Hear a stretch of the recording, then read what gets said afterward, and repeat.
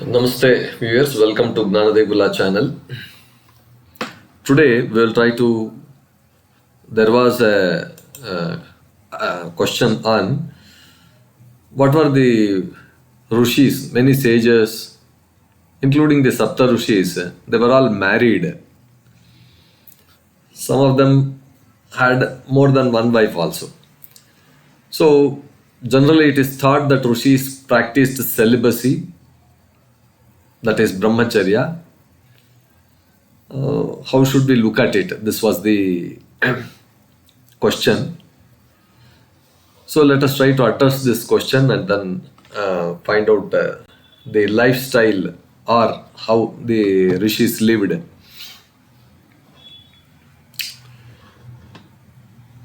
So before we go to the details, I request you to please like, share and then subscribe to my channel.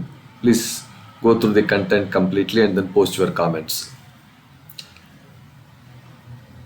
Today, or generally, many people think that all rishis, all sages were celibate, meaning they never married and lived alone in forests. But if we look at their lives and the ancient Hindu scriptures like the Vedas, Puranas and epics, Ramayana and Mahabharata, we see a much broader picture.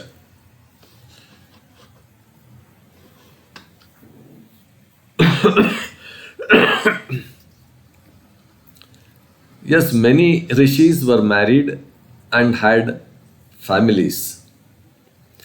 They lived as householders. Here are a lot of examples. Vashistha, one of the Sapta Rishis, seven great sages, was married to Arundhati. Atri Rishi,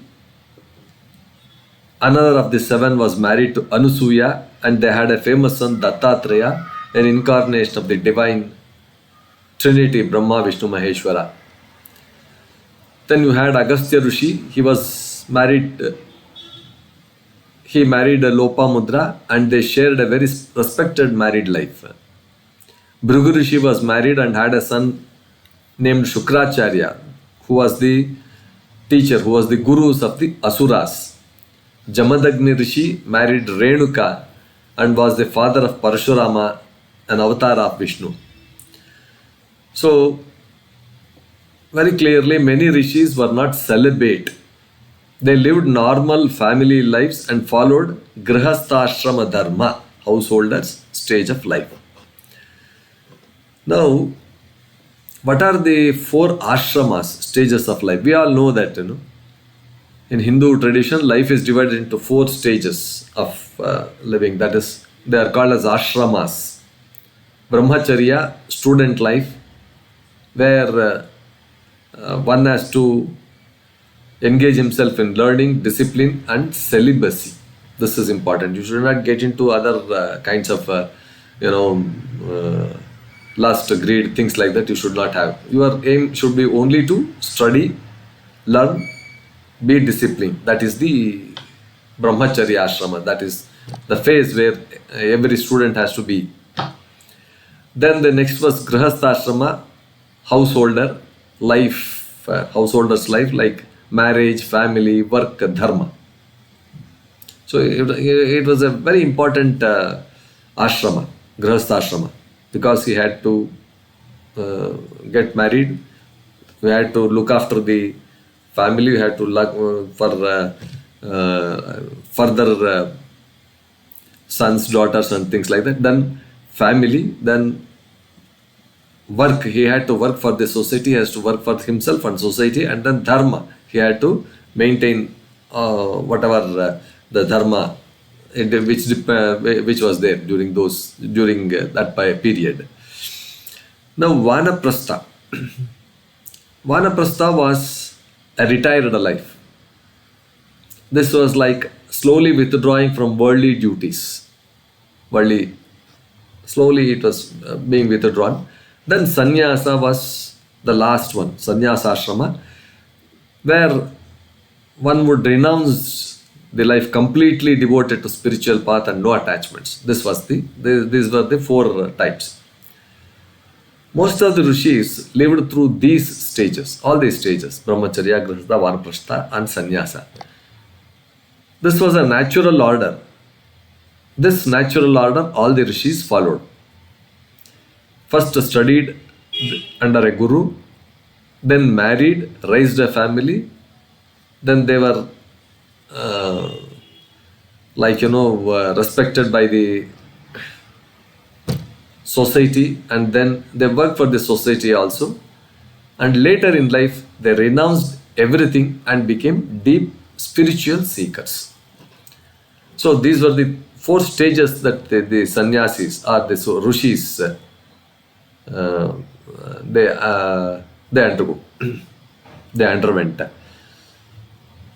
Then why the confusion? Then today people mostly associate spirituality with sannyasa. Mostly spirituality with sannyasa, renunciation.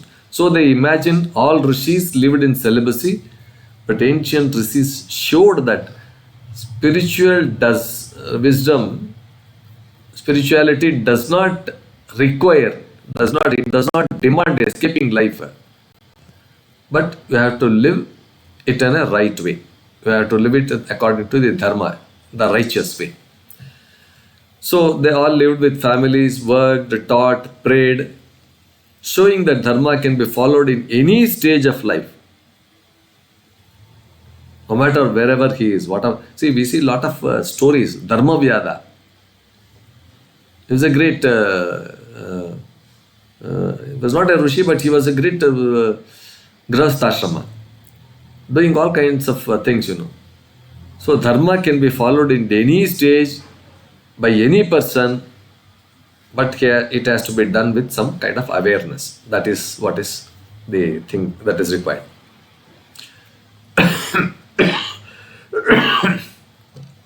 So, naturally a question arises, what did the rishis truly practice? What were they practicing?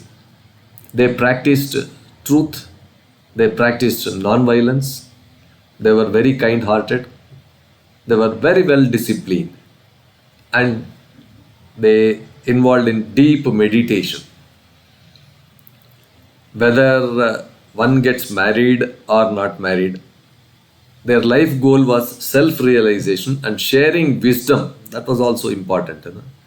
Apart from self-realization, apart from knowing, sharing wisdom with the world, that was important. Even when they had families, they were detached in their minds. They were spiritual by attitude, not just by dress or outer lifestyle. So the rishis followed Grihastha. Many started as brahmacharis, became grihasthas, and finally turned into sannyasis or vanaprasthas. Their way was balanced.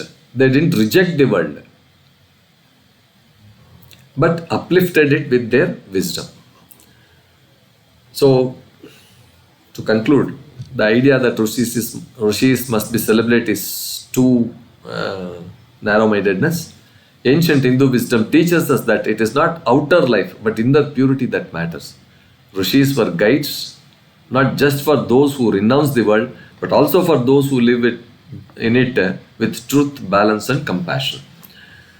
Yours, with this explanation on the lifestyle of gurus, we conclude this episode. I hope this was quite interesting. Please like, share and then subscribe to my channel. Please post your comments after listening to the video completely. Thank you.